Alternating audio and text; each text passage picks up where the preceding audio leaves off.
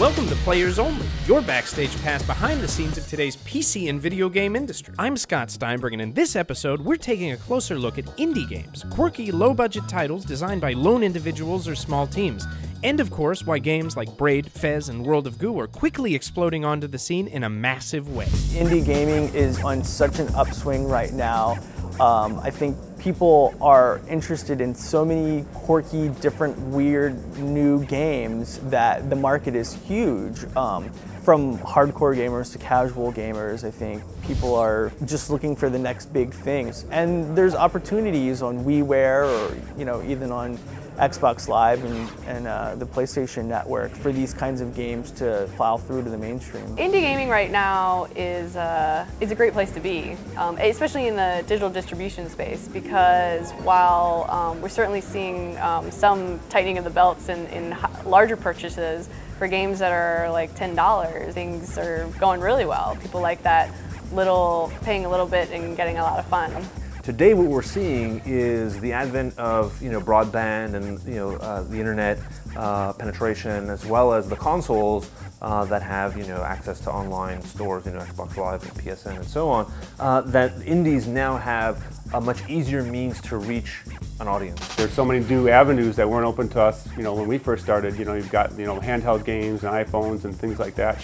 I think it's alive and well, and I think we're going to see a lot of great stuff coming from them. Indie games is actually much more important, I think, than people realize. Indie games is really the talent of the future. I think of them as the guys that are actually going to carry our industry forward. Are we going to become the dominant form of media, period, or are we not?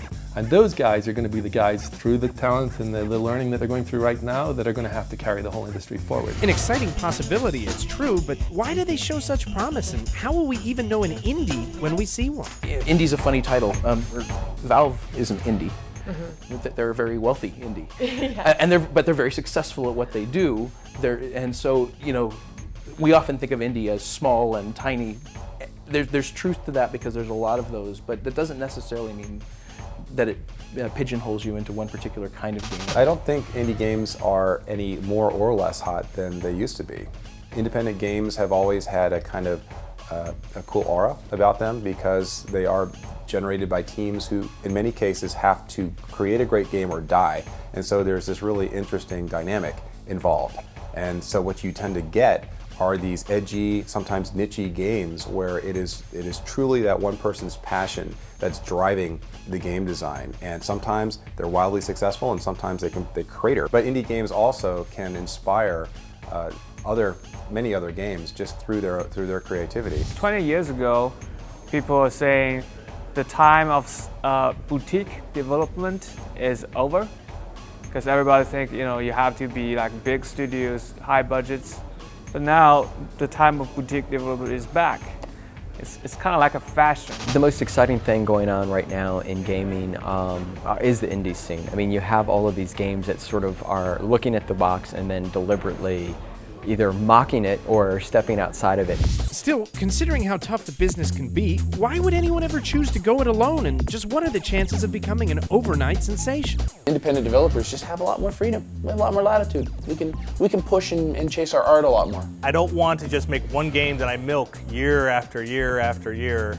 So, one of the nice things for us is that over the years we've made adventure games, we've made strategy games, we've made RPGs. And last year we made a political strategy game. And so for us, that's one of the things that I like about being independent, is being able to be in control of our own destiny. When you're part of a big publisher or you're making games as part of one of the larger companies, you don't often have as many choices on what you're going to work on or who you're going to work with. And again, if you don't have the money as an indie, you don't really have those choices either. We kind of joke, you always have a customer. Sometimes it's your boss, sometimes it's another company that's hiring you.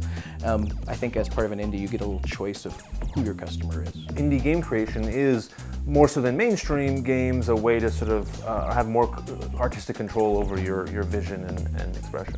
If the question is, can an independent developer ever become, rich off a title? Probably not, because if they do really make a successful title, you can probably bet that one of the publishers are going to come in and will probably buy that. So if you're an independent developer, ultimately that probably should be what your goal is to design a really good game, a really neat game, something that might be revolutionary, like for example Braid, and hope that another publisher will come in and purchase you. When I say go quit your day job, drop everything, it certainly depends on what you got in your hands. My buddy Kyle Gabler wrote World of Goo. He went and just took some time off and just did it on his own, and it really paid off. But I mean, he had a great idea in his hands. Very talented guys, executed very, very well. You know, when I did Trism, I did it in my nights and weekends on a day job.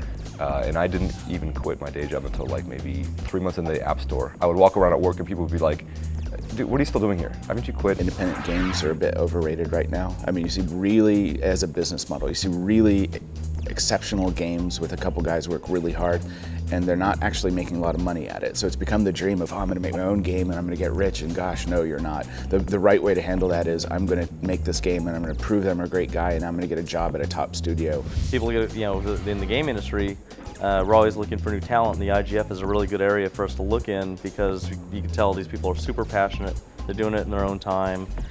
They have crazy ideas that might be able to be tweaked for something else. And so it's always good to pull those people in. It's much better than I think hiring people that have just done mods in their home. I think it's cooler because they've actually created a full game by themselves. Counter-Strike guys were an indie team. The Portal team were a group of students. So these teams that come into the industry will get gobbled up by the people looking for talent. So sort of the A&R people of the game industry will have to go find them and give them access to sort of do those games on a bigger level. But I think you see it, and I think the place where we're seeing it more and more now are things like iPhone games and Facebook games. And I think those will help sort of create the next generation of garage band, game development. Rock and roll. But given that the industry began with hobbyists working out of their basement, why should anyone be excited about a possible return to the garage days of old? Content has finally been democratized again. So that's a really big and fancy way of saying that a kid in his bedroom with a great idea can actually get something out there and get it seen, which honestly for video games is something that we haven't seen since the mid-80s. With the rise of Flash as a common development platform, and PHP games and JavaScript games, and even BASIC, BASIC is back. That's great because it's rebuilding all of the excitement that we kind of lost when we went corporate. Not everybody can play the game of making a game like Tomb Raider that's going to cost you up to $25–30 million to make. You can start making games quite cheaply again, whether Flash games for games portals or games for iPhone. So it's great that you've got this diversity of products and diversity of platform and ability for all developers to get in on the ladder at some point. I think all gaming will not become indie gaming because people still want to keep falling back on the Hollywood analogy. People want the summer blockbusters that they don't have to think about, that they can just sit there and play and enjoy. I mean, Gears of War 2 did not change anything, but it was a really fun game to play.